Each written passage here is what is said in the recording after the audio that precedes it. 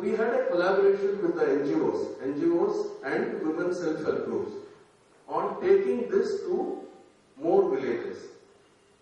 So virtually 3 years for the incubation period, and after that the scaling up took place, and from 2007 onwards, the women self-help groups themselves were able to do the scaling up work. Next.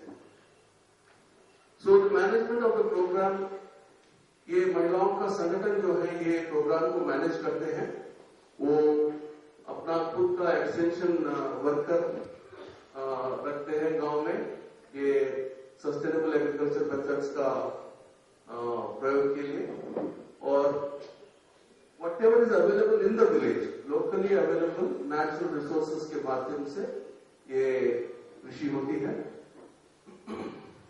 And we promote biodiversity and we promote polycropping. And ये जो ज्ञान एक गांव से दूसरे गांव ये disseminate करने के लिए किसान खुद जाके ये डिसमिनेशन करते हैं. So the best practicing farmers are the ones who take the knowledge from one place to another. Next. And we find that whatever we are doing is also a very low cost method. अभी जो जिस scale पे हम कर रहे हैं, ये knowledge dissemination का जो कॉस्ट है, it is hardly 100 rupees per acre. And we expect that in 5 years, the village can build up its own corpus so that this knowledge management can be done by the village by itself. And there is a lot of emphasis on knowledge. और ये जो process है ये dialogue है. It is not that we have all the knowledge. जो गांव जाते हैं वहां के जो अच्छे प्रैक्टिसेस हैं उसको पहले समझते हैं और अपना जो नॉलेज है वहां पर शेयर करते हैं. नई चीजें एक गांव से सीख के दूसरे गांव में ले जाते हैं. तो ये डायलॉग तभी होता है जब आप एक दूसरे को रेस्पेक्ट करते हो. So this process of dialogue is what is important, and that has contributed to this program being scaled up in this particular manner. Next, please.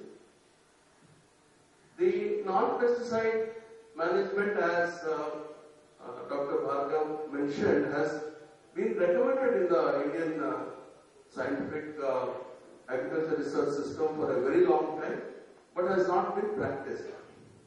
So mostly these are agronomical practices, and if that means preventive practices are given primary importance.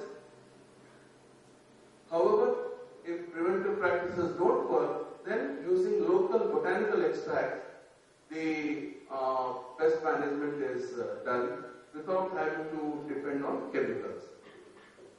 There are different methods. Next slide.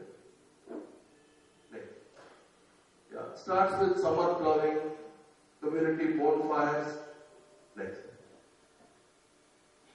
Seed treatment, alleys in paddy fields, bird perches, clipping of the tips of the paddy seedlings, border crops, trap crops.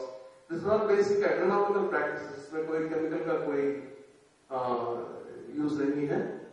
Next. Pheromone traps for looking at the pest load. There are various delta traps. Now, after all these agronomical practices, if we still feel that the pest load is beyond a certain level, then we have 10 to 12 formulations, which are basically based on neem, custard apple leaves, and a variety 80 to 100 botanical extracts depending on that particular village. If a village doesn't have neem, doesn't mean it cannot be done. So it depends on the local resources.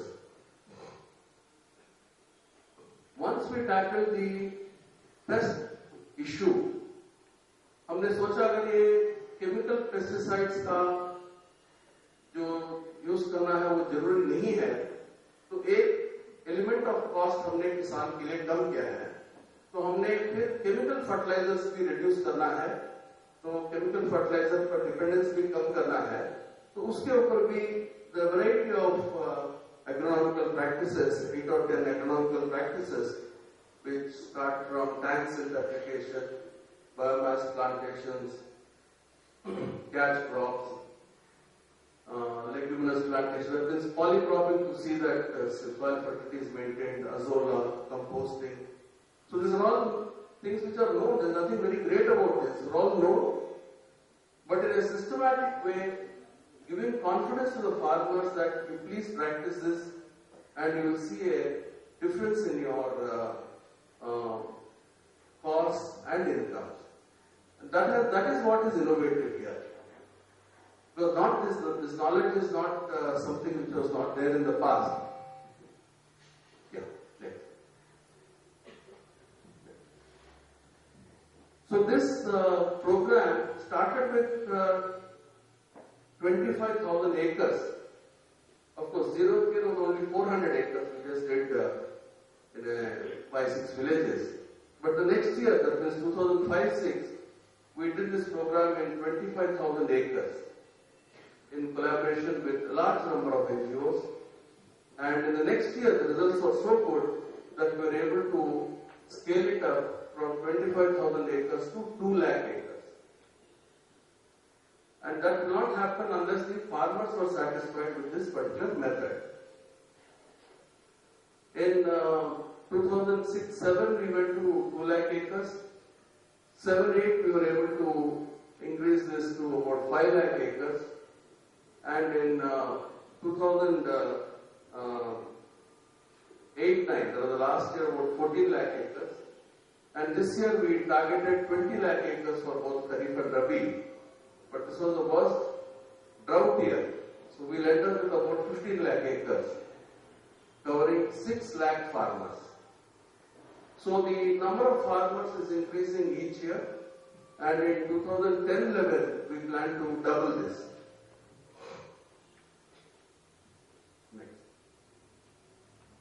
There are some success stories where in paddy, farmers' yield went up and net income doubled.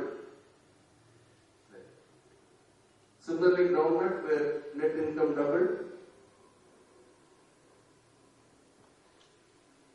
Chilies where, in fact, chili is the most difficult crop. जितना pesticides chili पे use करना पड़ता है और दूसरा कोई नहीं है. And we have been very, very successful in chilies. And we have in Guntur district, which is the most important district for chili production, and also a district which uses maximum pesticides next to Ludhiana. These are the 2 districts maximum pesticide consumption. In Guntur district, हमने किसानों को chemical pesticide से दूर किया है और ये जो चिलीज हैं ना केवल भारत देश में पर यूरोप में भी टेस्ट करवाते हैं और जो यूरोप में टेस्ट पे पास होते हैं वो किसानों को पर केजी 15 रुपीज 50 पैसे बोनस मिलता है. सो इट इज हर एकड़ पे 25,000 रुपया का खर्च उनका कम हो गया है और ये बोनस की वजह से हर एकड़ पर 25 से 30,000 रुपया एडिशनल इनकम आ रहा है. Next. This is a village in Khammam where the tribals had mortgaged their lands to the moneylenders, and after using these practices of NPM, non-pesticide management and sustainable agriculture, they were able to earn profits and they were able to get their lands back.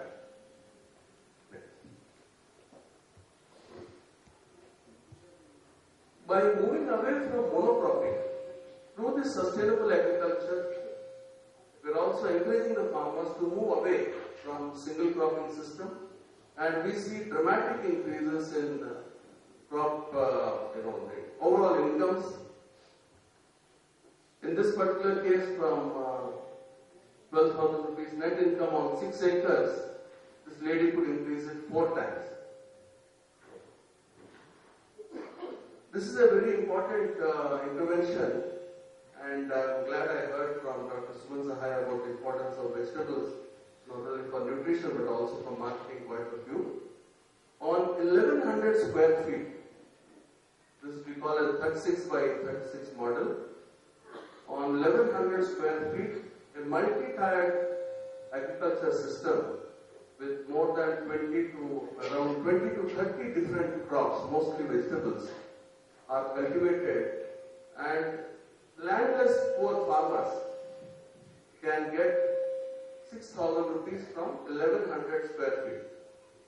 So this farmer has got 11,000, but on average we expect about 6,000 rupees per square feet. Next. Yeah. So we can see for all the major crops, by introducing the NPM methods, cost of pest management is hardly 10 to 20% of what they were spending previously in costly chemicals. I will not mention brinjal because it's not such a great crop that we have to do all these things for brinjal alone. But we've been successful. We have cases in Visakhapatnam where farmers were growing brinjals, made a lot of money by following the eco-agriculture methods. Yeah, we have broken 3 myths. One, that this kind of eco-agriculture results in yield reduction. But our experience shows that there is no reduction in yields. And we have done that for all the major crops. Next. The second myth was you can't scale it up.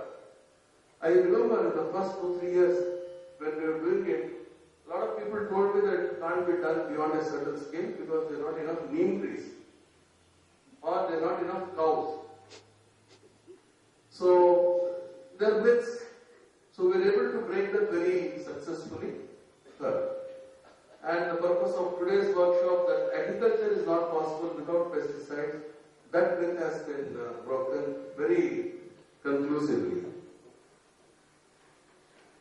Yeah. In the next 5 years, अभी जो 15-20 लाख एकड़ है, हम 1 करोड़ एकड़ में ले जाना चाहते हैं और लगभग 40 लाख किसान इस सस्टेनेबल एग्रीकल्चर प्रैक्टिस में भाग लेंगे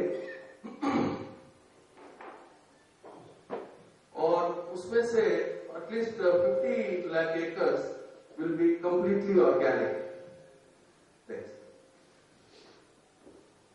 तो सम ये हम इसलिए कर रहे हैं कि किसानों की जो नेट इनकम है उसको बढ़ाना है, उनका खर्च कम करना है, रिस्क कम करने हैं और जो हम मेथड्स बता रहे हैं वो गरीब किसानों के लिए बहुत अच्छे मेथड्स हैं।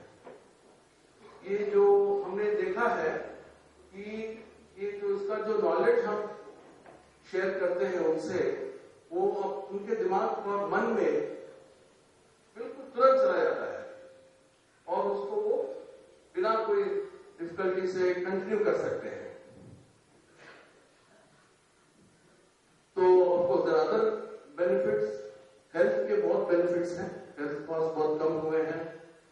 फिर सबसे ज्यादा बेनिफिट हमको बताया है कि साहूकार के पास नहीं जाना पड़ता है और जो भी है अपने गांव में ही सब मिल रहा है और so that is the biggest mental relief. जो जीरो पेस्टिसाइड से हेल्थ, फिजिकल हेल्थ का बेनिफिट हुआ है और not depending on money lenders has improved their mental health. So ये हम जो schedule caste, schedule tribes farmers हैं, लैंडलेस फार्मर्स हैं, उनको लैंड लीज देकर एक ½ एकड़ पे with this kind of intensive agriculture, sustainable agriculture, we want to see that they can get about 50,000 rupees per annum net income on ½ acre, which takes care of their own food security and nutrition, but also gives them extra cash. So we are very serious about it from poverty eradication point of view, but that also contributes to good ecology, good health and safety of future generations. But you can't do that without taking care of the current generation. So today's income and tomorrow's income are both being addressed in this particular model. Yeah. Thank you. Thank you. Thank you, Vijay Kumar ji. Vijay Kumar is one of the senior most bureaucrats who gives us the confidence that a change is possible. One senior officer in Andhra Pradesh, if he could make a big difference in one state, a state which uses highest amount of chemical pesticides and a state which is known for farmer suicides, the difference you have seen, in spite of not getting cooperation from the universities and the political system, he could do that. And if a viable system and if there is a cooperative system, I think the change is possible. You have seen that. And when we are discussing it from the morning, when we are talking about BT Brinjal, the relevance of the technology, that brings us the central question. Now I leave the panel for the questions. Very nice presentation, officer. Very good. And this is what is the basic, making the farmers and village self-reliant, self-sustainable. And this is the way, finally if I have to go to relate it with the father of the nation, Mahatma Gandhi, or Rashtrapati, or anybody who wants to strengthen the India, we have to strengthen the village, and particularly the villages. And this is a self-reliant village or self-sustainable living, creating multiple livelihood opportunities through the sustainable agriculture, and there are alternate methods. Even not going for the pesticide or any technology also for the marginal and even below poverty line people, which forms the core of our population. So there is no model, there is no philosophy which can strengthen this nation and the poorest of the poor without these alternate methodologies, and which was in the practice and in principle, but is being adopted in a very large number in Andhra Pradesh. And this Subhash Palekar, Sale from Gujarat, these and other many people have made a mission-like mission. Of course, these are all scientific methods given by us, by university, by me, even personally by me. These sustainable agricultural practices and practical practices of the multiple cropping and soil conservation and all these things. Even we, the universities, have the data that more than even pesticides or even by DPT also, the good agronomic practices of even our own straight varieties can yield better yields or give even to the less production but more income. Production may be high, but income is less. Most of the times as the cost increases. Therefore, this is the best model, this is the best alternative, and no objection, nothing else. God give you the strength to make still this your achievement of the 1 crore, and all that Andhra Pradesh should come under the net of non-pesticidal management, and your farmer should be happy and be a model for the country like India. Thank you very much. Only thing is, I think we should not call it alternate. This should be our mainstream. Already it is in 10% of the nonsense should be treated as alternate. Because already they have reached 5% and they are going to be in the 10% of the cultivated area in Andhra Pradesh. So it's the mainstream. Do you have any farmers left in this? Because Sorry? I know I'm asking a question that was there any farmers who... No, we have done this analysis. The farmers who switched over to these methods, among them there is no suicide. Actually, there is a short film. I have time and this. After lunch, probably we'll. It's a 5-minute film.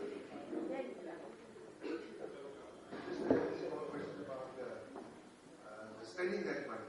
You said that almost 5,000 crores have been allocated to be spent by the self-help groups themselves. Who sanctions this expenditure? Just a question of detail. Is there a ceiling, like if it's up to 500 rupees, then the sarpanch will... This is the money of the self-help groups themselves. It is the decision of the women. It is their savings, which they can lend to themselves. No sarpanch, nobody. It is the women group's final decision is there. In addition to this 5,000 crores, every year This 5,000 crores is over the last 10, 12 years. But in addition to this, every year we will be securing for them 8 to 10,000 crores from the commercial banks. There also the decision is this. Unica decision hai. It is the decision of the women group, women themselves. That means the husband, they prepare a plan which is discussed in the group. The experience in some places has been that they need somebody's signature. If the amount is more than... No, nothing like that in Andhra Pradesh. Your public society. Sorry? You must have public society. Okay. The self-help group is 12 to 15 member women's group. It is in each village. But in a village, you can have more than 10 groups, 15 groups, 20 groups. We cover all the poor. So that way we have covered 1 crore women in Andhra Pradesh. This is an informal group. It is not a registered group. They elect their own 2 leaders. They are the ones who sign this one, withdrawal slip at the bank. So these 2 leaders are elected by the group only. Nothing to do with the sarpanch. But what we have done in Andhra Pradesh is, all the self-help groups in a village, they come together as a federation. This we call it Gramaikya Sangam. It represents all the poor in the village. So 150, 200, 250 households. That federation, village federation is registered as a cooperative society under the Mutually Aided Cooperative Societies Act. So at the group level, it is an informal group. Just one point. Do you realize you're going against established practices of capitalist development in Africa? What precautions have you taken to make sure that there's no reversal after your transfer? I think the basic thing, madam, is what we have been successful is in making people think on their own. And this technology is so beautiful that it's just instinctive. They absorb this technology because perhaps it was there in the genes. I'm not a gene expert, but maybe it was there in their genes. Today when we take this eco-agriculture ideas to the villages, our best supporters are the old people. They come and tell us that, look, this is what used to happen, and we are so happy that such things have come back. And the most beautiful thing is there are a lot of birds, butterflies, bees, fish in paddy fields, which they have never seen in the last 30, 40 years, because they're used to putting herbicides in the paddy fields. Now they're seeing fish in the paddy fields. So they're saying apart from paddy crop, we'll also take a fish crop. So all this is actually recreating a very good atmosphere in the village. So since it's not my idea, so whether I am there or not, it will continue. It is internalized in their minds and hearts. And that is the strength of this model. It doesn't depend on it. Thank you very much, Shri Vijay Kumar ji. World Bank has recently done a study on this model and says this is the best way to deal with the poverty in the country. I think the data is available from all these villages. The villages are more than 5,000. 5,000 villages data is available today to show that this model is viable. I think we all should thank Vijay Kumar ji for this excellent work done, and being a senior bureaucrat, taking the agenda to every platform and then presenting that unviable technologies are not needed, and we have well established systems and it is possible to do it. And on this good note and a positive note, we'll break for lunch and we'll assemble back. Before that, one thing. In 45 minutes. One was the Indian on BT Brinjal. My colleague said, you are the worst judge because you are Judaism judge.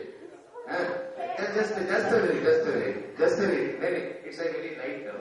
But I wanted to say, that he has not discussed the BT Brinjal or non-BT, only he discussed the sustainable agriculture and an officer to be appreciated. Therefore, I was vocal more.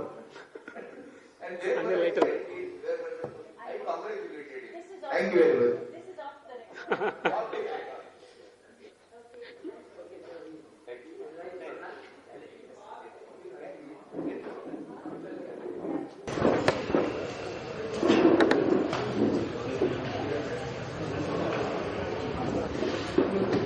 Can we have people standing outside come inside, please?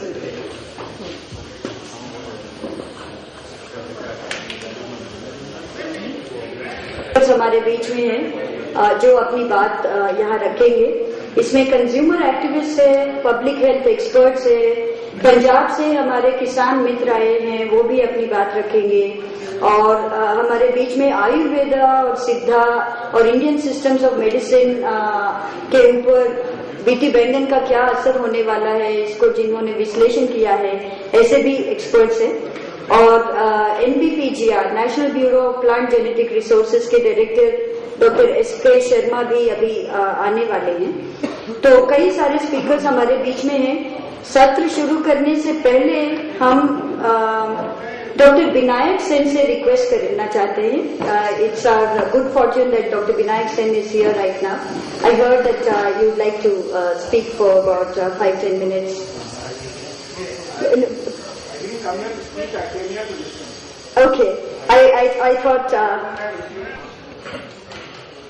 don't have anything to contribute on this, but there is just. Please do join us. Dr. Vinayak Sen needs no introduction, so. I'm very. I didn't come here to speak. I came here to listen. But I just want to say 2 or 3 things. One is that there is a famine. 33% of the people of our country, that's 1/3 of the people, adults of our country, I'm not talking about the children, of the children 43% are malnourished by weight for age criteria. But if you take the adults, 33% of the adults have body mass index below 18.5. If you disaggregate that data, then you find that 50% of the scheduled tribes and 60% of the scheduled castes have body mass index below 18.5. Now this is an absolutely shocking state of affairs. Not only is this so, but this famine that I am talking about, over time, if you track it over time, it's not getting better, it's getting worse. Utsa Patnaik's figures show that the average grain consumption, annual grain consumption of a family of 5 in our country has gone down from 880 kilograms to 770 kilograms. It has declined by 110 kilograms from 1991 to 2005. And if we look at this is the average figure.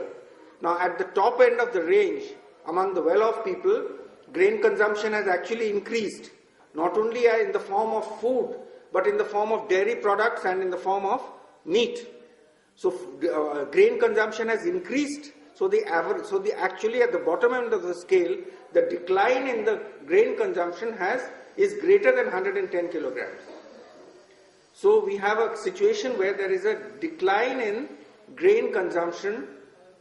Firstly, there is a famine, and secondly, there is a decline in grain consumption that is ongoing and that is continuing. So we have a situation that is possibly a disastrous situation that is going to be there in our country. And on top of all this, we have a situation in which vast numbers of poor people are being displaced from their land. They are being displaced. They are able to survive only because of their hold on the common property resources and on the small land holdings that they have. But huge numbers of these people are being displaced from their land. And these 3 things taken together. The first is that there is an existing famine. Second is that there is a decline in grain consumption. And third, huge numbers of people are being displaced from their land. So we have all the situation ripe for a first-rate famine in our country, and I hope that my prediction does not come true, but we will see this famine within the next 5 years. That's all I wanted to say as a person who has been working in the field of nutrition for a long time, but I am not an expert on the subject under consideration, so I don't want to speak for long. There are many other speakers. Thank you very much for giving me a chance to speak. Thank you. Dr. Binayak Sen, Chandigarh, the Minister for Environment and Forests, is holding the consultation on BT Brinjal, public consultation tomorrow in Chandigarh, and several of our friends who have come from Punjab have to go back. For those of you who have not been introduced to the eminent panel here, I'll just introduce them again to you. Dr. Veena Shatrughna, the extreme left person, the only lady on the panel. She's a public health and nutrition expert and had retired from the National Institute of Nutrition. Many of you in the hall here are familiar with her name and probably personally familiar with her.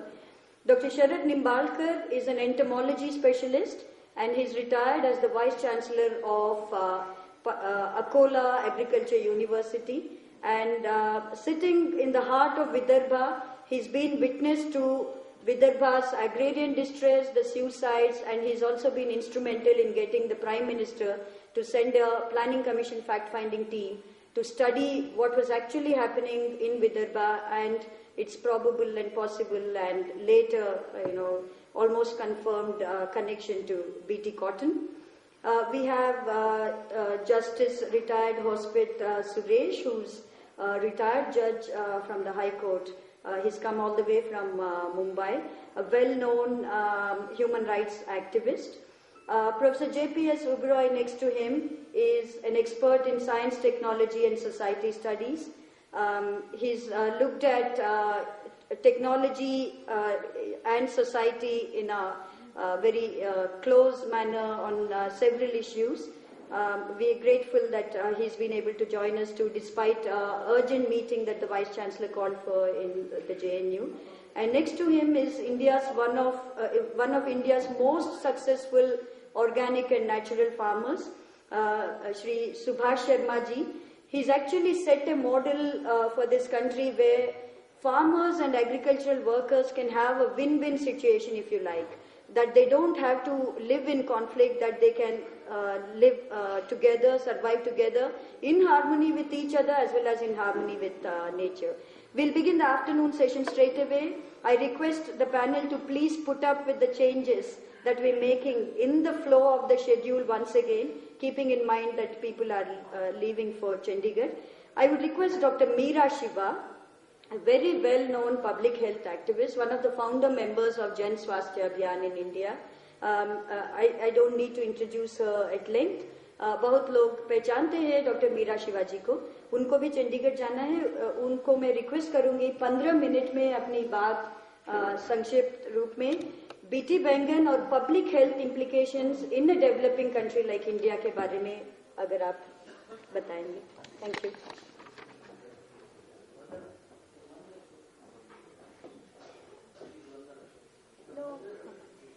No, I'm Dr. Meera Shiva. I'm a health person. I'm a public health physician and Hindi में बोलूँ ना कि अंग्रेजी में? मैं initiative for health equity in society से हूँ और डाइवर्स विमेन फॉर डाइवर्सिटी और all India drug action network और अभी हम लोगों का मेडिको फ्रेंड्स सर्कल में सेवाग्राम में हुआ था जहाँ पे मॉरेटोरियम की MFC पोजीशन की moratorium we should demand for this. तो और थर्ड वर्ल्ड नेटवर्क के साथ भी तो जो मैं एंड पीपल्स हेल्थ मूवमेंट के साथ तो जो मैं विचार रख रही हूँ अपनी पोजीशन रख रही हूँ केवल मेरी नहीं है. काफी स्वास्थ्य वाले जो लोग इन मुद्दों के साथ काफी सालों से काम कर रहे हैं उनका कंसर्न है. और डॉक्टर वंदना शर्मा मेरी छोटी बहन है नवदानिया और काफी सालों से इन मुद्दों पे काम कर रही है. और मैं the the task force on safety of food and medicine, consumer education task force जो मिनिस्ट्री की थी, उसकी मैं चेयरपर्सन थी। और उस समय मेरा जो देखने का और एहसास करने मैंने किया कि इन मुद्दों को कोई लोग एड्रेस नहीं करना चाहते। तो safety of food is wash your hands and wash your vegetables, but don't talk about the chemicals, don't talk about GM, don't talk about any of these things. So इसका ये कहाँ से शुरू हुआ और क्यों ऐसे हो रहा है? Because one of the things बहुत clear होके आ रही है कि the food, the agro industry and the food processing industry and the food giants, that to a large extent they are influencing the mindset of our scientific community, policy makers, as well as the public. तो एक क्योंकि जो expert committee की 2 की report थी, उसमें उन्होंने बोला कि they have undergone BT Brinjal की बायोसेफ्टी स्टडी जो माइको ने की, that practices for data generation are in line with the national and international norms followed in case of other products such as pharmaceuticals. So having been involved in the issue of pharmaceuticals for more than 20-30 years and seeing that how little information on the hazards is made available to the prescribing doctors and public, इसी को देख के हमको बहुत deep concern हुआ। हमारा जो drugs and cosmetic में उसके थोड़ी पैरेलल्स देना चाहती हूँ कि ड्रग्स एंड कॉस्मेटिक्स एक्ट जो है उसमें हैजर्डस ड्रग्स नाम की कोई चीज ही नहीं थी। You could not ban a hazardous drugs because the drugs are not suppose to be hazardous. तो अब इसमें पैरेलल देख के ऐसे ही निकल रहा है कि जो सब्सटैंशियल इक्विवेलेंस की जो बात की गई यूएस में 1992 की, they have looked at it as biologically जो नॉर्मल जो क्रॉप्स हैं उसके साथ, so even in US where many of these things came up, they have not bothered to do the testing for biosafety and health as it should have happened had it been not looked as substantially equivalent. और दूसरा ये है कि वो जो labelling का जो वहाँ पे इश्यू था कि label non-GM food, they have sort of done they said there's no need.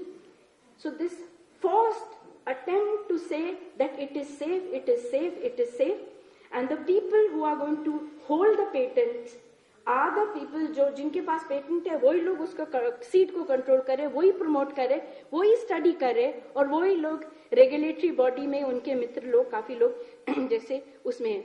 सो इसका बहुत क्लियरली निकल के आया कि जितना स्केप्टिसिज्म कोई न्यू टेक्नोलॉजी के लिए होना चाहिए कि you should ensure its safety before it is brought into the market and commercialized. It is absent, is painfully absent. And the second thing I'd like to say, जैसे हमने thalidomide, diethyl stilbestrol, उसके बाद high dose estrogen progesterone combination, इतनी दवाइयों के साथ देखा कि जब तक long term studies intergenerational नहीं होती, तो जैसे seal babies हुए थे और डायथाइल स्टिल्बेस्ट्रॉल में डॉटर्स जब बड़ी हुई थी एडोलसेंट में, तब उनको वेजाइनल एडेनोमा की हुई थी। That unless these long term studies are done, you can not make out the effect whether it's teratogenic or the chronic effect. So absence of that is something that bothers us.